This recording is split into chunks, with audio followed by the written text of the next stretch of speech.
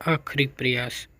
एक समय की बात है, एक राज्य में एक प्रतापी राजा राज करता था। एक दिन उसके दरबार में एक विदेशी आगंतुक आया और उसने राजा को एक सुंदर पत्थर उपहार स्वरूप प्रदान किया।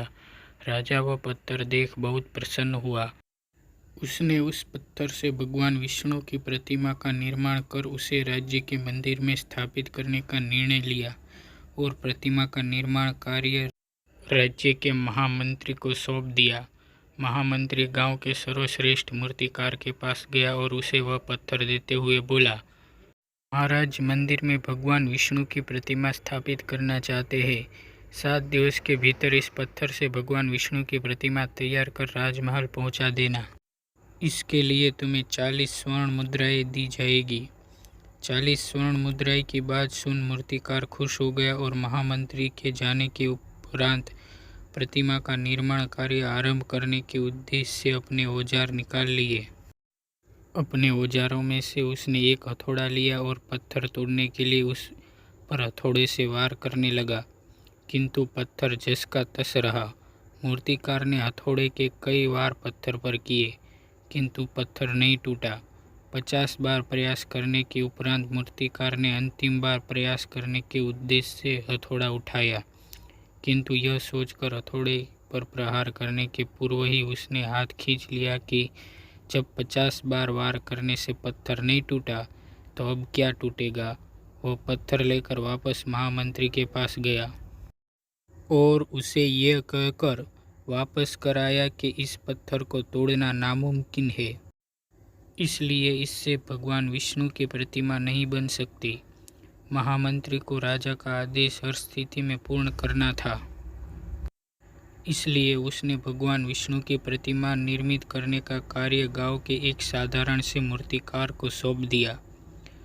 पत्थर लेकर मूर्तिकार ने महामंत्री के सामने ही उस पर हथौड़े से प्रहार किया और वह पत्थर एक बार में ही टूट गया। पत्थर टूटने के बाद मूर्तिकार प्रतिमा बनाने में जुट गया। इधर महामंत्री सोचने लगा कि काश पहले मूर्तिकार ने एक अंतिम प्रयास और किया होता तो सफल हो गया होता और 40 स्वर्ण मुद्राओं का हकदार बनता। यह कहानी से हमें सीख मिलती है कि हम भी अपने जीवन में इसी परिस्थितियों से दो चार होते रहते हैं। कई बार किसी कार्य को करने के पूर्व या किसी समस्या के सामने आने पर उनका निराकरण करने के पूर्व ही हमारा आत्मविश्वास डगमगा जाता है और हम प्रयास किए बिना ही हार मान लेते हैं। कई बार हम 1-2 प्रयास में असफलता मिलने पर आगे प्रयास करना छोड़ देते हैं, जबकि हो सकता है कि कुछ प्रयास और करने पर कार्य पूर्ण हो जाता या समस्या का समाधान हो जाता।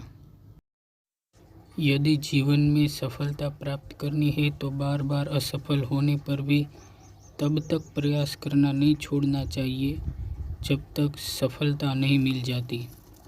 क्या पता जिस प्रयास को करने के पूर्व हम हाथ खींच ले वही हमारा अंतिम प्रयास हो और उसमें हमें कामयाबी प्राप्त हो जाए। आपका कीमती समय देने के लिए धन्यवाद। आप अपने जीवन में आगे बढ़ते रहिए और खुश रहिए।